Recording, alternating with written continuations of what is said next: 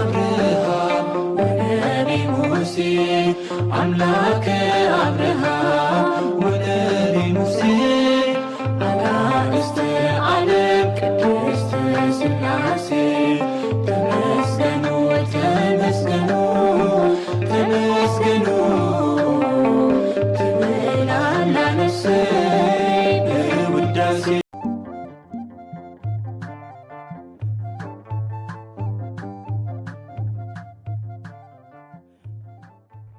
በስመ ሥላሴ በስመ አብ ወወልድ ወመንፈስ ቅዱስ አሐዱ አምላክ አሜን።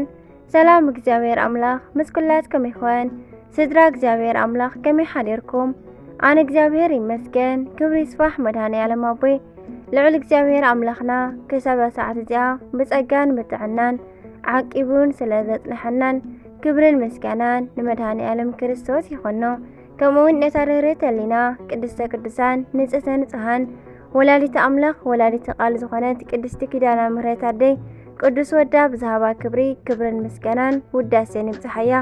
ከምኡውን ንኹሎም ቅዱሳና እግዚአብሔር ኣምላኽና ብዝሃቦም ቃል ኪዳን ብዝሃቦም ጸጋ በረኸት ከከም መዓርጎም ክብርን ምስጋናን ንዘላለም ንዖም ይኹን ኣሜን። 27 ጥሪ ናይ ዕለቱ ስንክሳር ድሰምዕ ዘንብብ ፍቕሪ ጎይታ ኣብ ልቡ ይዕንብብ ሓለዋን ጸሎትን ናይ ቅዱሳን ድማ ይረክብ። ዝክረ ጻድቅ ለዓለም ይህሉ ዝኽሪ ናይ ጻድቅ ንዓለም ይዝነብር። ካብ ኩሉ ክፉእ ዘበለ ክድሕኑ ምእንቲ ንኹሎም ቅዱሳን ተማሕፀኑ ኣሜን። 27 ጥሪ ኣብ ዝኸድኩሞ ኣብ ዝተቐመጥኩሞን ኩሉ መድኃኔዓለም ክርስቶስ ምሳኹም ይኹን። ዝወለድኩሞ ንቅድስና ዝሰራሕኩሞ ንበረኸት ዝተዛረብኩሞ ቀለም ዝረገጽኩሞ ለምለም ወፊርኩም ብሰላም ተኣትሉ። ካብ ሕማቕ ረሳሕ ዝኾነ ስደት ብፍቕርን ሰላምን ናብ ምውቃትን ፍቑራትን ስድራኹም እትምለሱሉ ገጽ ቅዱስ ዓድኹም እትርእሉ ቸሩ መድኃኔዓለም ይዓድልኩም። ክቡራት ኣሕዋተይ ብሩኽን ቅዱስን መዓልቲ ይግበረልና። ምሕረትን ቸርነትን ለውሃትን ናይ ቅዱስ ኣማኑኤል መድኃኔዓለም ክርስቶስ ምስ ኩላትና ደቂ ተዋህዶ ይኹን ኣሜን። ጥሪ 27 በስመ አብ ወወልድ ወመንፈስ ቅዱስ አሐዱ አምላክ አሜን። ዝኸበረ ቅዱስ ሰራብዮን ብሰማዕትነት ዓረፈ። ናይ ነቢይ ቅዱስ ሄኖክ ናይ ዕርገቱ በዓል እዩ።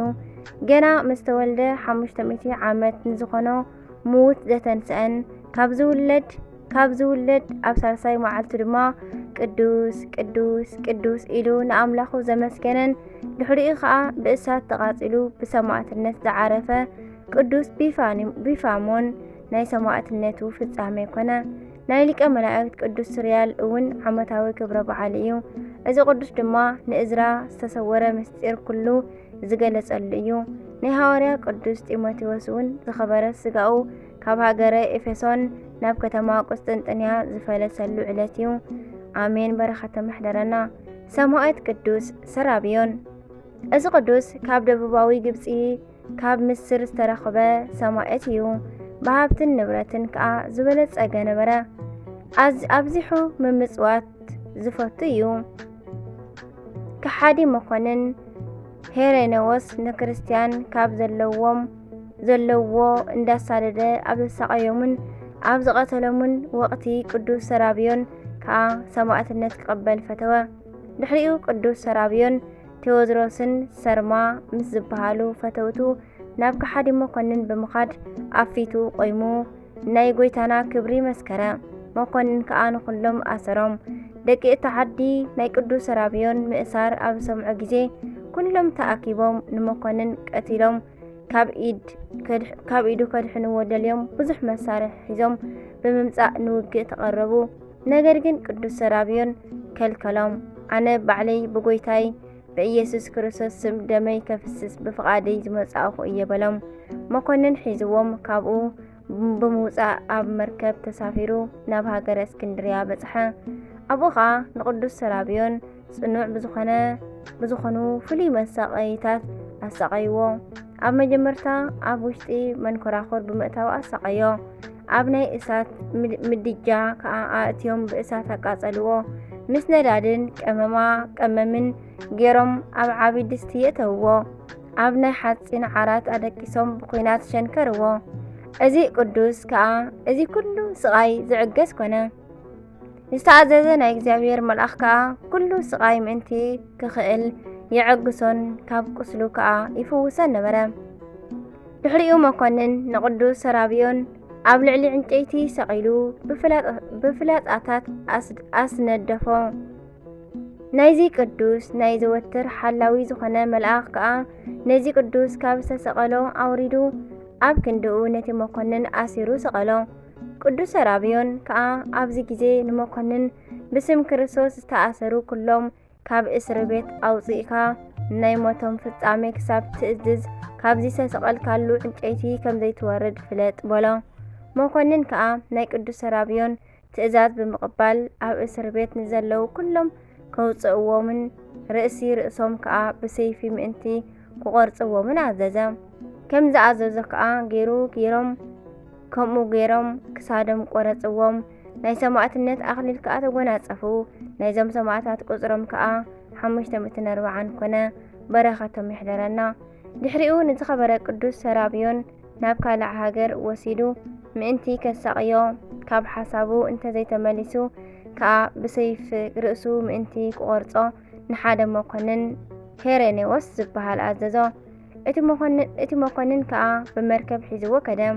ለይቲ ኣብ ዝኾነ ጊዜ ድማ ኣብ ሓደ ወደብ በፂሖም ምስ ደቀሱ እታ መርከብ ብናይ እግዚኣብሔር ፍቓድ ብዘይ መንገዳ ናብ ናይ ቅዱስ ሰራብዮን ሃገር በጽሐት።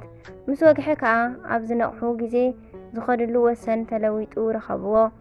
ኦ ሰራብዮን፣ እንሆ እዚኣ ሰማዕትነትካ እትፍጽመላ ዓድኻ እያ ዝብል ድምፂ ካብ ሰማይ መጸ። በዚ ጊዜ ንቅዱስ ሰራብዮን ካብ መርከብ ኣውሪዶም ዓብይ ስቃይ ኣሳቀይዎ። ኣብ መጨረሽታ ንርእሱ ብሰይፊ ቆረጽዎ። ኣብ መንግስተ ሰማያት ከዓ ናይ ሰማዕትነት ኣኽሊል ተቐበለ። ዝሰየፎ መኮንን ከዓ ልብሱ ኣውፂኡ ገኒዙ ንዘመዱ ሃቦ። ናይ ሰማዕት ቅዱስ ሰራብዮን ረድኤት በረኸቱ ይሕደረና፣ ብጸለቱ ይምሓረና፣ ኣሜን። ቅዱስ ሱርያል ሊቀ መላእክት ካብ ዓበይቲ ሊቃናት ሓደ ዝኾነ ቅዱስ ሱርያል ክብሩ ብዙሕ እኳ እንተኾነ ብዙሓት ምእመናን ኣይፈልጥዎን እዮም። ናይ መላእኽቲ ማዕርግ ክንገር ከሎ ሚካኤል፣ ገብርኤል፣ ሩፋኤል ኢሉ ቀጺሉ ዝመጽእ ሱርያል እዩ። ኣብ ሳልሳይ ሰማያት ካብ ዘለዋ 9 ዓለመ መላእክቲ ናይቲ ሓንቲ ናይ ስልጣናት መራሒ ሓለቓ እዩ። እዚ መልኣኽ ብጣዕሚ ርህሩህን ተራዳእን እዩ እሞ ኣይንዘንጋዓዮ ኣይንረሳዓዮ። ንኖህ መርከብ ዘሳርሖ ካብ ናይ ጥፍኣት ማይ እውን ዘድሓኖ እዚ ቅዱስ መልኣኽ እዩ። ኣብ ገድለ ሰማዕታት ድማ ከም ዝተጠቐሰን ሰማዕታት ረዳእን ኣድሓነን እዩ። ቅዱስ ሱርያል ድማ ብካልእ ስሙ እስራልዩ ይበሃል። ናይ እስራኤል ረዳኢ ከም ማለት እዩ። ሎሚ ድማ ናይ ዝቅዱስ መልኣኽ ቅዳሴ ቤት እዩ። በረኸት ይሕደረና። ቅዱስ ጢሞቴዎስ ናይ ሐዋርያ ቅዱስ ጢሞቴዎስ ዝኸበረ ስጋኡ ካብ ሃገረ ኤፌሶን ናብ ከተማ ቆስጠንጥንያ ከም ዝፈለሰ፣ እዚ ድማ ጻድቅ ንጉስ ቆስጠንጢኖስ ኣብ ዝነገሰ ጊዜ ናይ ዝኸበሩ ሐዋርያትን ሰማዕታትን ስጋኦም ካብ ዓዲ ዓዲ እንዳኣከበ ናብ ቆስጠንጥንያ ብኽብሪ ኣምጽኦ።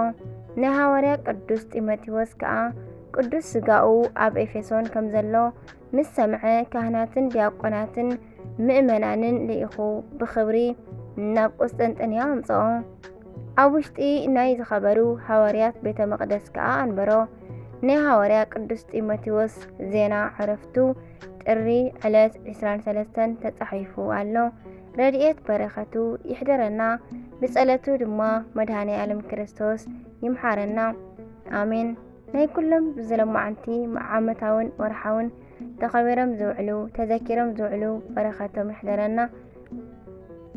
ጥሪ 27 ዝኽበሩ ዓመታዊ ናይ ቅዱሳን በዓላት ቅዱስ ሄኖክ ነቢየ እግዚአብሔር ናብ ብሔረ ሕያዋን ዝዓረገሉ፣ ቅዱስ ጢሞቴዎስ ሐዋርያ ፍልሰቱ፣ ቅዱስ ኣባ ቢፋሞን ሰማዕት፣ ቅዱስ ሰራብዮን ሰማዕት፣ ቅዱስ ሱርያል ሊቀ መላእክት ካብ 7 ሊቃናት ሓደ። ወርሓዊ በዓላት ድማ መድኃኔ ዓለም ክርስቶስ ኢየሱስ ክርስቶስ፣ ኣቡነ መብዓ ጽዮን፣ ኣባ መቃርስ ርእሰ መነኮሳት፣ ንጉስ ገላውዲዮስ ሰማዕት፣ ንጉሰ ኢትዮጵያ፣ ቅዱስ ፊቅጦር ሰማዕት፣ ቅዱስ ያዕቆብ ዘጉሙድ፣ ኣሜን። በረኸቶም ይሕደረና፣ ምሕረትን ቸርነትን ለውሃትን ናይ መድኃኔ ዓለም أبونا مسكلاتنا يخون آمين.